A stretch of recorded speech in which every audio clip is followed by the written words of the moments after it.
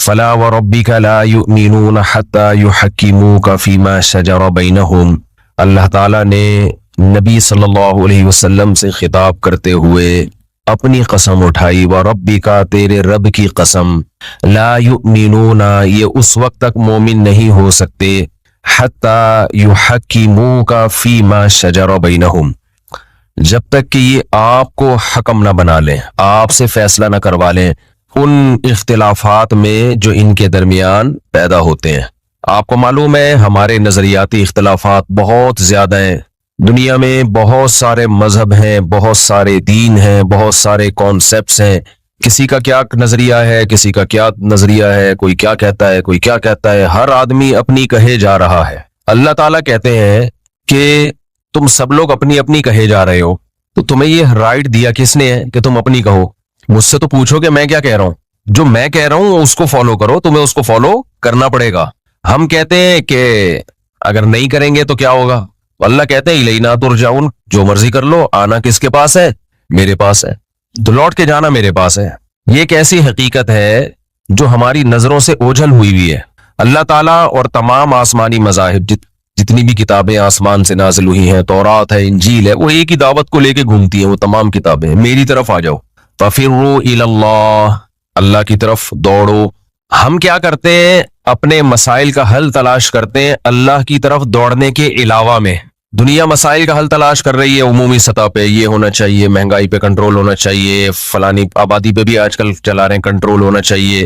तो मेरे बारे में जब पता चलता है तो बहुत टेंशन में जाते हैं, ये होना चाहिए, वो होना चाहिए।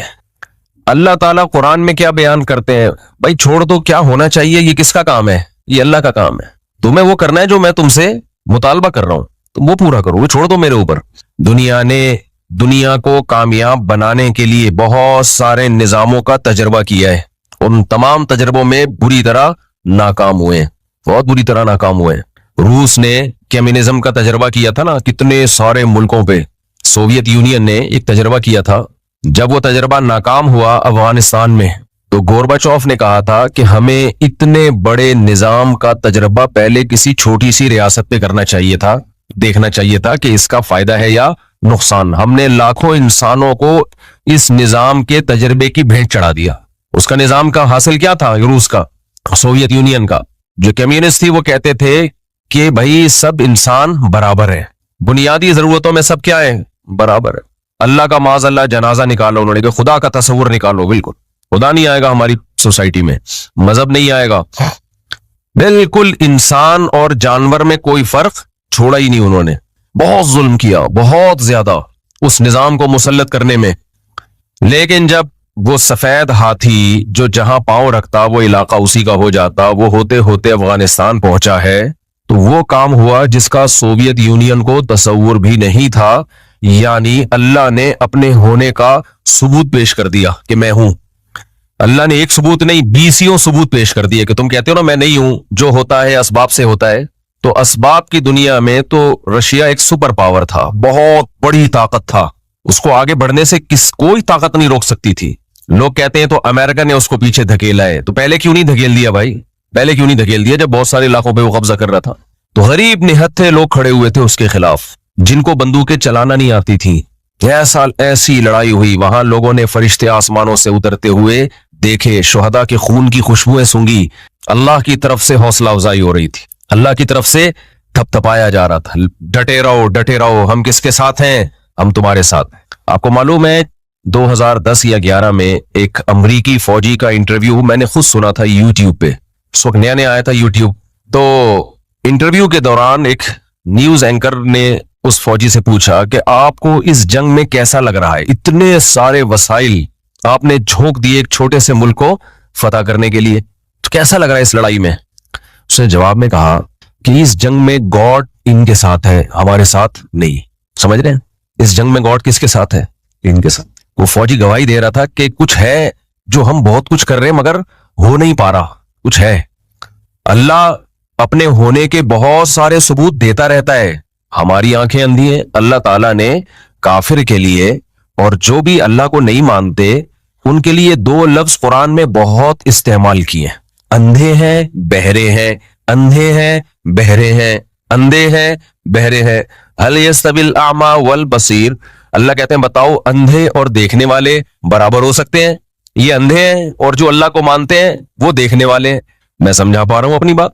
तो हमारा जो सेकुलर तबका है वो अल्लाह को क्या कर रहा है? सोसाइटी से आउट। यार अल्लाह को नहीं लेकर आओ।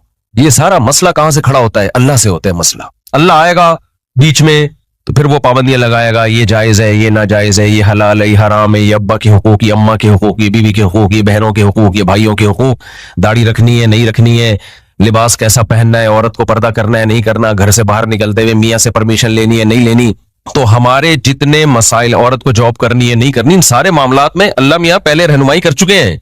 समझते हो कि नहीं समझते? ये बड़े घुन्ने बने हुए होते हैं आजकल जो एंकर आ रहे होते हैं ना, और टॉक शॉक में और एक्चुअली कर रहे होते हैं। भाई साहब ये सब चीजों में अल्लाह पहले से हमें गाइड बोलो कर चुका है। इसमें हमें ये न्यूज एंकर्स जो है इनको फ्री कराने की जरूरत नहीं है। हमें गोरे को भी लिफ्ट नहीं कराना। गोरे से कहेंगे भाई तू बहुत बड़ा, अब गोरा कहता है मैंने इतनी तरक्की की है, तो मुझसे पूछो, हम कहेंगे भाई तूने तो तरक्की की है, खुदा से थोड़ी आगे निकल गया, तो हम तुझसे पूछें? फिर वही बात गुस्सा आना शुरू हो जाता है आजकल मुझे बात बात पे। देखो गोरा ने बहुत तरक्की कर ली है, अब हम चीज गोरे से पूछें क्या सही है? कि हमारे जितना सेकुलर तबका है ना ये दुम हिला रहा है किसके आगे? गोरों के आगे। ये दुम हिला रहे हैं उनके आगे। वो कह रहे हैं, वो कह रहे हैं। मेरे पास वीडियोस आती रहती है ना, रील्स आती हैं, यूं करो फिर कोई नया ड्रामा आया हुआ होता है, यूं करो फिर कोई नहीं, सारी 90% मजहब के खिलाफ जहन साजी। उस जहन साजी में इस्लाम को कोई बुरा नहीं कह रहा, मजहबी तालीमात की धज्जियां उड़ाई जा रही है। वो तमाम चीजें जिसमें मजहब ने बहुत अच्छी तरह से हमें गाइड कर दिया है, 2 और 2 4 की तरह, उन टॉपिक्स को उछाला जा रहा है और उनको ऐसा तोड़ मोड़ के दाएं बाएं करके उनके जहर को जो है ना, एक लड्डू में, एक जहर की गोली जब आप लड्डू के अंदर बंद करके किसी को खिलाते हैं तो सामने वाला वो गोली खाता भी है और शुक्रिया भी अदा करता है आपका। वो शुक्रिया अदा करता है जो लड्डू पे अदा किया जाता है। उसको नहीं पता होता भाई ये शुगर कोटेड जहर है, ये लड्डू नहीं है। सोशल मीडिया पे ड्रामों के जरिए और मुख्तलिफ जराए और वसाइल इस्तेमाल करके आपको जो लड्डू खिलाया जा रहा है, हम आपको बता रहे हैं भाई ये लड्डू नहीं है, ये जहर है जिसपे ऊपर लेयर किसकी लगा दी गई है? मीठे की। थोड़ा सा जबान पे जब रखेंगे तो शुरू में जायका अच्छा आएगा, इसी वजह से आप उसको नीचे उतार लेंगे और फिर पेट में जब जाके तहलील होगा ना, वो जहर तहलील होगा, वो लड्डू तहलील नहीं होगा। बहुत कुछ उटपटांग से नजरियात खराब किए जा रहे हैं। आपको डिप्रेशन का मरीज बना रहा है मीडिया, हर वक्त दौलत दौलत दौलत का तस्करा करते, पैसा पैसा पैसा पैसा पैसा पैसा पैसा, पागल हो गया आदमी। जब सेहत के क्लिप देखना शुरू करता है तो सेहत सेहत सेहत सेहत सेहत, ऐसा लगता है दुनिया का सबसे बड़ा मसला हमारा क्या है? मुझसे तो बोल लिया करें, मेरे लिए तो सबसे बड़ा मसला है कि आप बोलते नहीं है। सेहत, ये खाओ ये नहीं खाओ, ये नहीं खाओ यूं खाओ, हो भाई आदमी डिप्रेशन में जाने लगता है यार, क्या खाएं क्या नहीं खाएं। फिर चंद टॉपिक्स हैं जिनको आजकल बहुत ज्यादा फोकस किया जा रहा है। फिर हम गरीब हैं, हम गरीब हैं, हम गरीब हैं, हम हमारी ऐसी की तैसी, हम खुद अपने आप को गालियां दे दे के मारे जा रहे हैं, मारे जा रहे हैं, हम ऐसे हैं। वो नहीं एक आया अभी कुछ दिन पहले क्लिप, एक खातून का शोहर मौलाना टाइप का बेचारा अपने आप को चपेटे मार रहा है, वो देखा है? एक खातून का शोहर है, अपने आप को, कहीं लड़ाई हुई होगी मियां बीवी में, तो वो अपने ही आप को मार रहा है बहुत जोर जोर से। तो बीवी ने कहा देखो मेरा मियां डिप्रेशन का मरीज है, नफ्सियाती मरीज है, पागल है, किस पागल के साथ मैं गुजारा कर रही हूँ। वो उसे यूट्यूब पे डाल दी। मैं लोगों के कमेंट्स पढ़ता हूं ये देखने के लिए कि पब्लिक जा किधर को रही है। अच्छा, मिले जुले कमेंट्स से 50% ये थे कि वाकई पागल है ठीक है ना, इस बेचारी औरत का कैसे गुजारा हो रहा है इस पागल के साथ। लेकिन बहुत से लोगों ने कहा कि ये पागल अगर है तेरी वजह से है, किसकी वजह से है? लेकिन जो असल बात करने की थी शायद 1% लोगों ने भी नहीं की। तो बहुत अफसोस की बात, जो करने की बात है वो नहीं कर रहे होते। भाई ये तेरे घर का मसला है, तूने उसको पूरी दुनिया के सामने जलील क्यों कर दिया? असल तो ये है, घर में सब कुछ होता है भाई, गुस्से में अपने आप को भी मारा जाता है, एक दूसरे पे भी हाथ उठते हैं, दीवारों को भी मारा जाता है, बाल्टियां तोड़ी जाती हैं, बेलनों के तबादले होते हैं, और क्या कुछ नहीं होता। ये तो सब नॉर्मल है घरों में।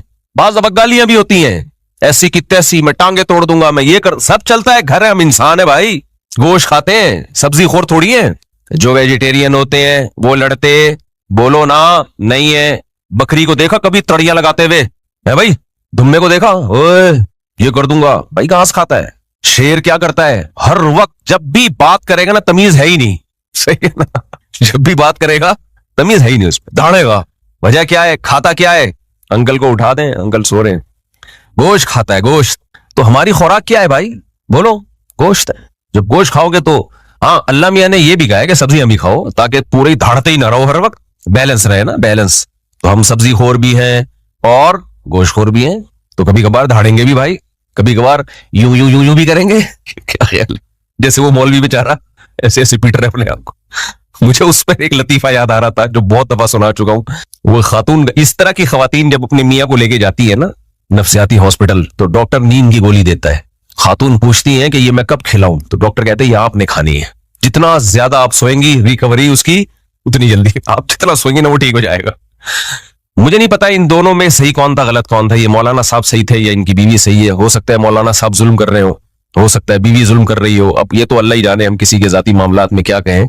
इतनी बात तो है कि बंदा बहुत शरीफ है।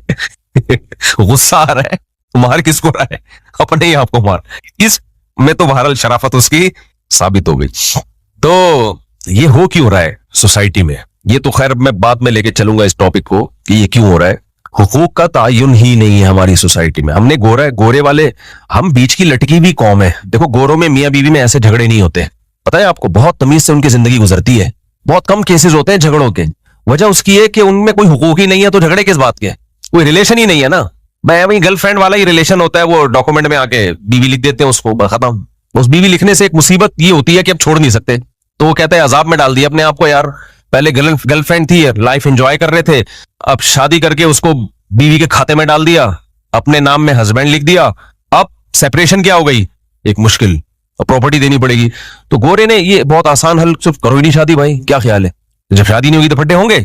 नहीं होंगे। फिर करनी है तो 50 साल में करो, जब किसी और तरफ दिमाग जाए ही नहीं।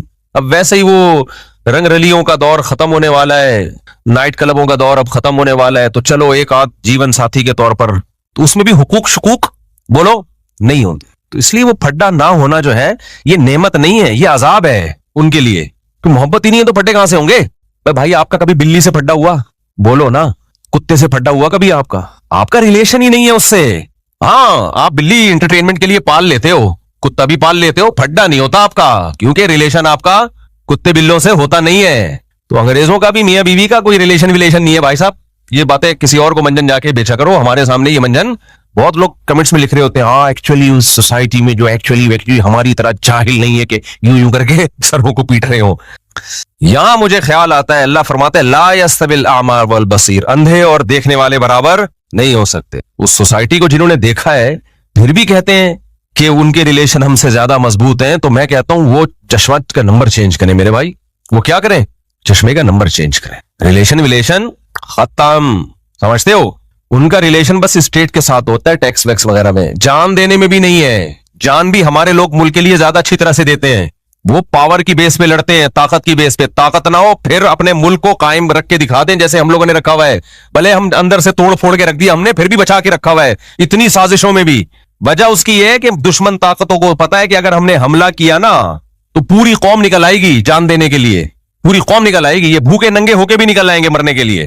तो कहां से कहां बात चले गए? हम ये अर्ज कर रहे थे कि अल्लाह ताला ने, अल्लाह मियां से कोई पूछ ही नहीं रहा कि अल्लाह मुझे क्या करना चाहिए और मुझे क्या नहीं करना चाहिए।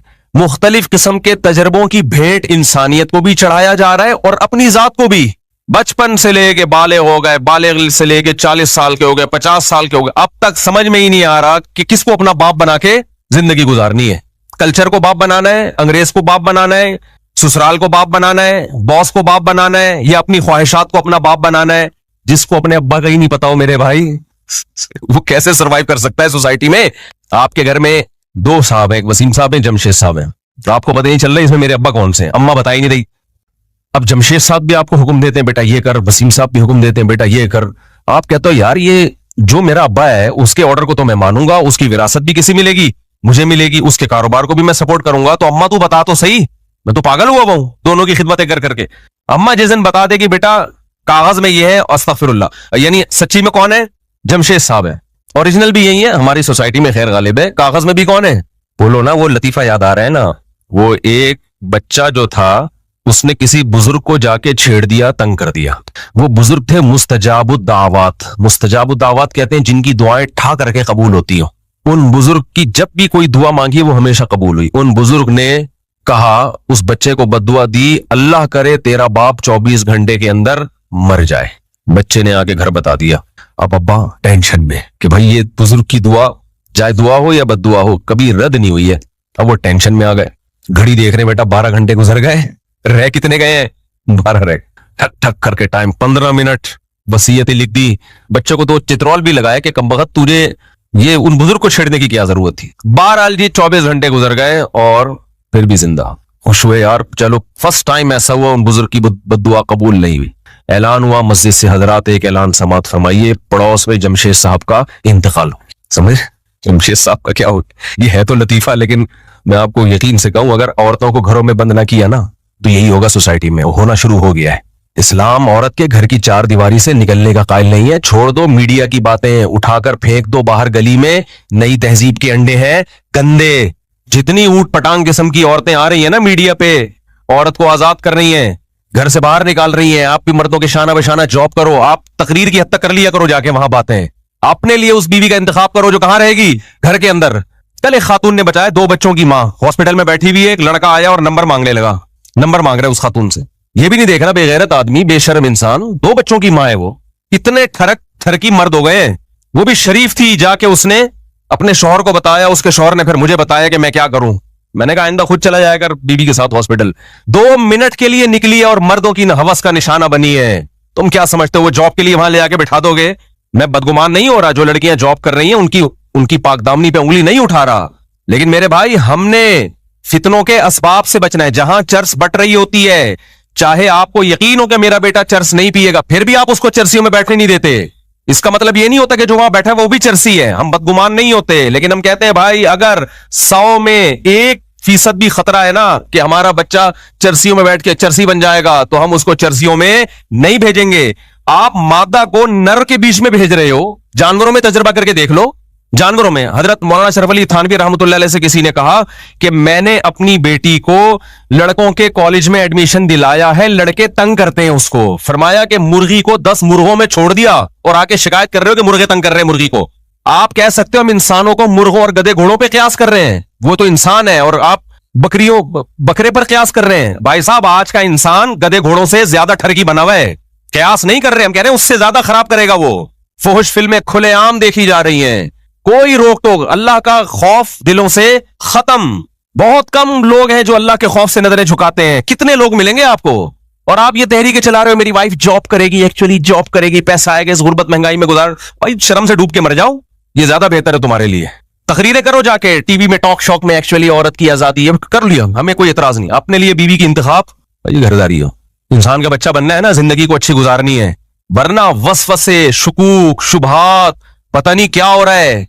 कल आपको कोई बद्दुआ देगा, अल्लाह करे मुन्ने के अब्बा मर जाए, आप कहोगे पता नहीं मैं मरता हूं पड़ोसी मरता है, समझ में नहीं आएगा। मेरी बेगम का कुलीग मरता है, कौन मरता है? बॉस मरता है। मैं बार बार कह रहा हूं जो लड़कियां या खवातीन जॉब कर रही हैं, मैं उनके बारे में बदगुमानी नहीं फैला रहा। बहुत सारी पाक दामन, अफीफ, नेक खवातीन है जो जॉब भी कर रही हैं, हर शोबे में काम कर रही हैं, उनके दामन दागदार नहीं है। लेकिन वही बात आती है कि जहां चर्स बट रही होगी वहां अपनी औलाद को जाने से बचाया जाएगा। इस बहस में नहीं पड़ा जाएगा कि ये चर्स लेगा कि नहीं लेगा। जहां मर्द और औरत इकट्ठे होंगे, चर्स से ज्यादा नशा है औरत की मर्द की तरफ और मर्द की औरत की तरफ अट्रैक्शन ये चर्स से ज्यादा है, क्योंकि ये नेचुरल है। चर्स नेचुरल थोड़ी है। तुम नेचर से बगावत कर रहे हो यार। गोरों का हाल तो देखो ना जाके यार, फिर वैसे ही बन जाओ ना। हम मौलवियों को तुम कहते हो फंडामेंटलिस्ट, बुनियाद परस्त, और फिर बहुत बातें करते हैं। काइंडली वीडियो नहीं बनाइए, ठीक है ना। बहुत बातें कर रहे होते हैं लोग हमारे बारे में, ये मौलवी ऐसे, ये मौलवी यूं, ये मौलवी यूं। तुम जाके लिबरल्स और सेकुलर्स के हालात देखो, किसी को किसी पे एतमाद नहीं है, खत्म होता जा रहा है। तो इसलिए हमें इस्लाम ने गाइड कर दिया हमारे लिए। अब मेरे से कोई आके कहते हैं वाइफ को जॉब करनी चाहिए, नहीं करनी चाहिए, मेरे डिबेट का रास्ता ही नहीं मेरे पास। तो अल्लाह ताला कुरान में कह रहे हैं करना फी बुयूतिकुन्ना, औरत को कहां रखो भाई? घर में रखो, खत्म। चल भाई अब सारी तकरीरें लेके पतली गली से निकल। क्या ख्याल है भाई? मुझसे आके कहते हैं मुझसे आप दाढ़ी आप कटा लेंगे तो हैंडसम, ये वो। मैं कहता हूं भाई आफुल लिहा व कुस्सुश शवारिब, पैगंबर ने अल्लाह के हुक्म पे हुक्म दे दिया, दाढ़ी बढ़ाओ। अब मेरे लिए ये ऑप्शन खत्म कि मैं सोचूं दाढ़ी में हुस्न है, दाढ़ी कटाने में हुस्न है। क्या ख्याल है भाई साहब? एक को खुदा बना लो मेरे भाई। काइंडली मैं आपसे ये कहना चाहिए, पूरी तकरीर का हासिल ये है कि एक को क्या बना लो? अल्लाह। अपने आप को उसके हवाले कर दो। इसमें आपको दिमागी तौर पे क्या मिलेगा? सुकून। हमें पता ही नहीं चल रहा कि हमारा खुदा कौन है, हमारा बाप कौन है, पता ही नहीं चल रहा भाई। ठीक है ना। कभी एंकरों से मुतासिर हो रहे हैं, दो खवातीन का इंटरव्यू छाया हुआ है अभी, वो कह रही पता नहीं मर्दों को तकलीफ क्या होती है कि खवातीन हमसे आजाद जिंदगी गुजारे, क्या उनको जीने का हक नहीं है?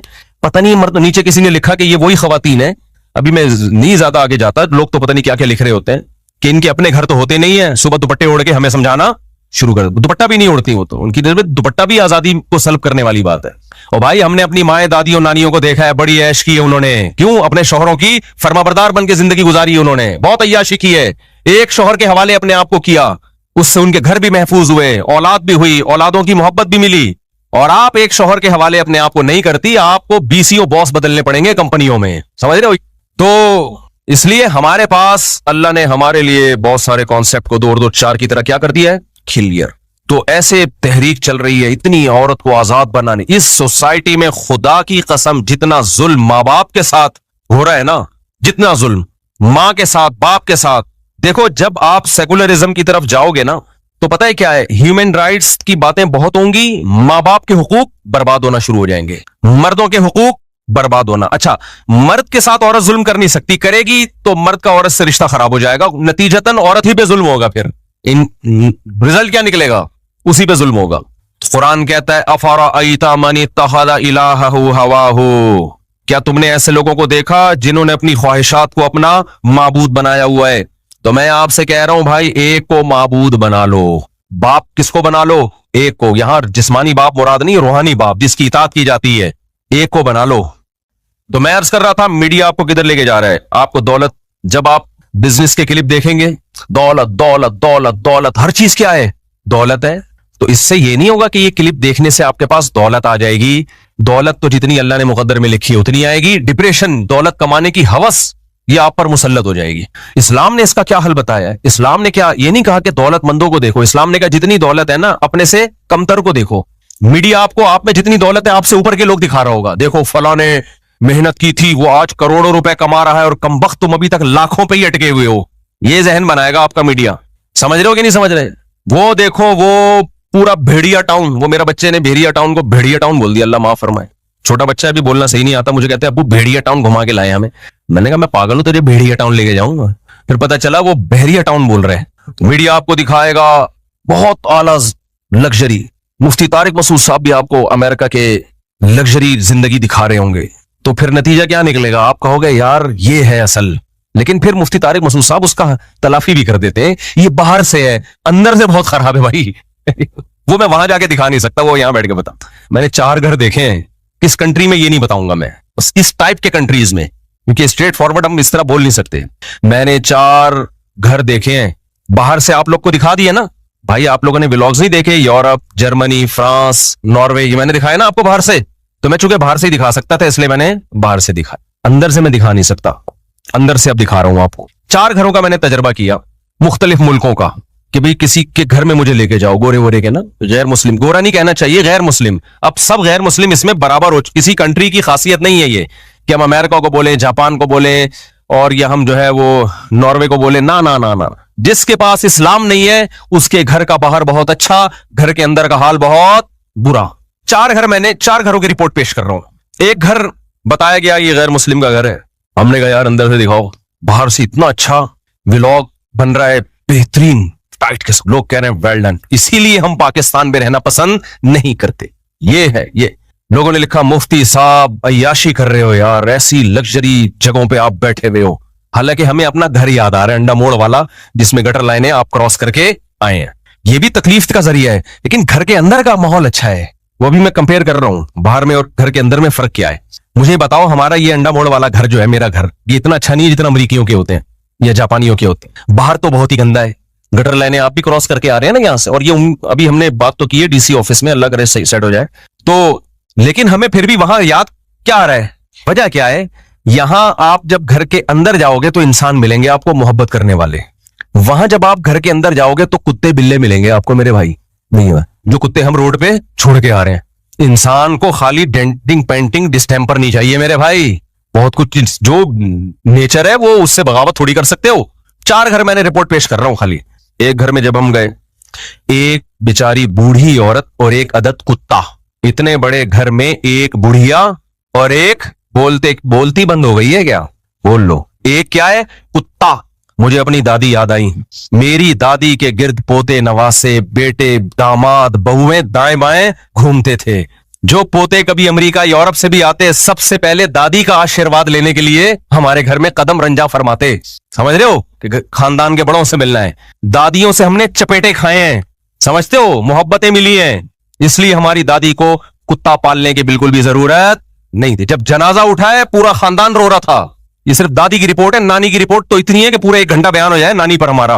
हमारी नानी क्या करती थी, अल्लाह मगफिरत फरमाए, एक तो बातें करती थी और बड़ी अच्छी बातें करती थी, शायरी सुनाती, शेर सुनाया करती थी और कहती थी बेटा बचा हुआ खाना जाया कभी ना करो। तो जितना खाना बचता था ना, जैसे उधर थोड़ा सा दाल बच गई, उधर चावल बच गए, उधर कोरमा बच गया, थोड़ा थोड़ा फ्रिज में जमा करके एक मलीदा बना के भूख के टाइम पे वो खा जाती थी। उनको कोई इससे गरज नहीं थी कि विटामिन के लिए ये इस वक्त ये वाला, सबका बचा हुआ खाना फिक्स किया।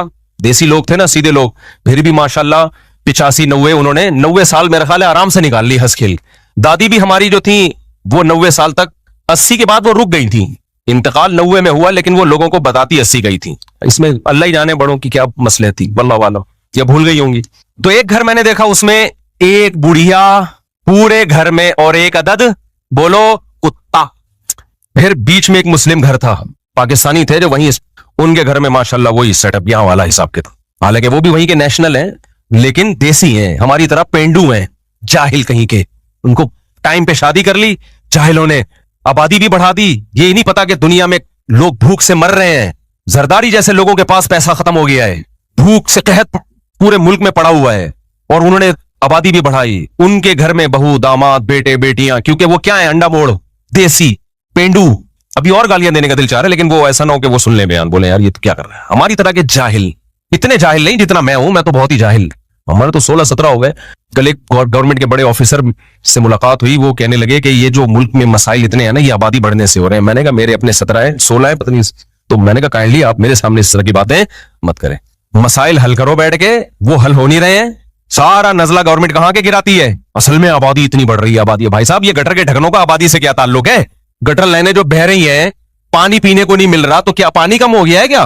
एक घर में पानी इतना आ रहा है कि वो बहता चला जाता है पूरी पूरी रात, दूसरे घर में नल का खोलो हवा के अलावा कुछ भी नहीं है। इसका मतलब आपकी डिस्ट्रीब्यूशन सही नहीं है, आप तकसीम नहीं सही तरीके से कर रहे। मैंने कहा पहले ये सारे मसाइल हल कर दे, फिर भी अगर मसला हल ना हुआ ना तो मैं 2 बच्चे अच्छों के खुद में चलाऊंगा तहरीक। भाई सब कुछ हो गया फिर भी देखो खाने को नहीं है, इसका मतलब आबादी बढ़ रही है। काम आप पहले पूरा कर लो। मैंने कहा हर शख्स को सोने के निवाले खाने को मिलेंगे, हर शख्स को। इतना अल्लाह रिज़्क बरसा रहा है। अल्लाह तो जब पानी बरसाता है ना इतना देता है, अल्लाह कहता है तुम मग्गे लेके बैठे ही नहीं हो, डैम बनाए नहीं है, पब्लिक को भागे ले जाएगी ये बारिश। इतना लंगर नहीं बट रहा होता जैसे, और लंगर में लोग दब दब के मर रहे हो। कहीं देखो बिरयानी बट रही है लंगर की, और इतनी बट रही है कि लोगों ने उसको स्टोर करने का इंतजाम किया नहीं। उसी बिरयानियों की थैलियों में गरीब मर मर के दब दब के पहाड़ बन रहे हैं उसके ऊपर। उसमें यह कहना कि रिस्क की कमी है, भाई रिस्क की कमी नहीं है, रिस्क के वसाइल बहुत ज्यादा हैं। मसला आप उसको कशकोल लेके, कोई बाल्टी लेके, कोई शॉपर लेके आप आए नहीं हो, आप स्टोर ही नहीं कर रहे, उसको सही तरह से तकसीम ही नहीं कर रहे। तो मैं रिपोर्ट पेश कर दूं, दूसरा घर पे मैं गया, बीच में तो हमारे जैसे पेंडू लोग रहते हैं ना पाकिस्तानी, उनके तो घर में जाओ तो बेटे बेटियां बहू दामाद सब सेटअप चल रहा है। कुत्ता मुत्ता मुझे काफी तलाश के बावजूद नजर नहीं आया। मैंने कहा शायद किसी अलमारी के नीचे छुपाया हुआ वो कुत्ता, वॉशरूम जाके चेक किया, कोई कुत्ता नहीं। तीसरा घर फिर उसके पड़ोस में वो गैर मुस्लिम का। किस मुल्क की बात कर रहा हूं ये नहीं बताऊंगा मैं, मेरा मकसद किसी मुल्क को बदनाम करना नहीं है। मेरा मकसद जब इस्लाम छोड़ोगे ना तो एंड यही होगा, एंड यही है। हिंदुओं का भी फैमिली सिस्टम इतना तबाह नहीं हुआ, थोड़ा कल्चर चल रहा है, लेकिन हिंदुओं जिस स्पीड से गोरों को फॉलो कर रहे हैं ना, इंडिया का भी यही हशर होने वाला है। वहां भी सिर्फ मुसलमान बचेंगे फैमिली वाले, वरना वो भी बदतर हालात। तो पड़ोस में जब मैं गया हूं तो एक और घर, ये दूसरा घर है, उसमें एक बुढ़ा और एक कुत्ता। नहीं आई बात, ये वो कौम है जो कहां पहुंची है, चांद पे। एक बूढ़े मियां गोरे और एक अदद बोलो कुत्ता, कुत्ते पे दे पे तशदीद है, कुत्ता। मैं हैरान, जो बीच में रहते थे मैंने उन लोगों से कहा कि इन दोनों को ही मिला दो, बुढ़ा को बुढ़िया के साथ कर दो, वहां पे क्या ख्याल है। वो बेचारा अकेला वहां रह रहा है। हमें फिर अपने बाप वालिद याद आते थे बुढ़ापे में, दादा नाना याद आते थे। यार एक उनकी लाइफ थी भाई, हमारी तरह के पेंडू थे, कैसी मजे की लाइफ गुजारी है उन्होंने भाई। ये बेचारा बूढ़ा आदमी ये लाइफ किसके साथ पास कर रहा है, एंटरटेनमेंट के लिए इसने क्या रखा हुआ है, बोलो कुत्ता। तो मैंने जो बीच में रहते थे उनसे बोला कि इस बूढ़े को बोलो तू वहां चला जा, मैं निकाह पढ़ा दूंगा, मैं आया हुआ हूं। मैं बहुत से लोगों के मैंने शादियां कराई हैं, बूढ़े को बोलो थोड़ा सा वहां चला जा, तो उससे फायदा ये होगा कि एक घर में 2 अफराद हो जाएंगे, एक बूढ़ा एक बुढ़िया और 2 कुत्ते हो जाएंगे। हो सकता है कुत्तों का भी आपस में कोई सलाम दुआ हो जाए। कुत्ते को भी टेंशन दी हुई है बिला वजह की यार अकेलेपन में। ये कितने घर हो गए टोटल, बोलो 2। ये अंदर की दुनिया दिखा रहा हूं, बाहर की तो मैंने दिखा दी ना, अब कौन सी दिखा रहा हूं, अंदर की। जी चूंटी है, चलो खैर। अब घर नंबर 3 टोटल मैंने अभी, चलो अभी ज्यादा नहीं, टोटल जितने देखे वो फिर लंबी कहानी हो जाएगी, इसी टाइप के हैं, इससे ज्यादा कुछ भी नहीं है। घर नंबर 3 जो था ना, वो था किसी अरबी का, जिसके बाप दादे सदियों पहले आके आबाद हो गए थे किसी गैर मुस्लिम कंट्री में। उस अरबी, शायद वो मुसलमान हो, वल्लाहु आलम। हमने कहा कि काइंडली हम आपका घर देखना चाहते हैं, अंदर से कैसा है। बल्कि पहले घर नंबर 3 बता दूं, एक और थे हमारे दोस्त, मैंने कहा यार मैं इनके अंदर से घर देखूंगा। उन्होंने कहा चलो, घर से बाहर जाके खड़े हो गए, बेल बजा रहे हैं या कोई, मुझे याद नहीं भी क्या कर रहे हैं, कोई बंदा ही जवाब नहीं दे रहा। मैंने कहा बाय द वे इस घर में कितने अफराद रहते हैं? उन्होंने कहा 1 बुढ़िया। तीसरे घर पे कितने टोटल अफराद हैं? 1 अदद बुढ़िया। तो मैंने कहा दरवाजा क्यों नहीं खोल ली भाई? कह रहे उसका मूड है, कभी गेट खोलेगी कभी नहीं खोलेगी। काफी देर हम खड़े रहे, पतली गली से निकल लिए, तो दरवाजा, बेचारी कोई मसला होगा।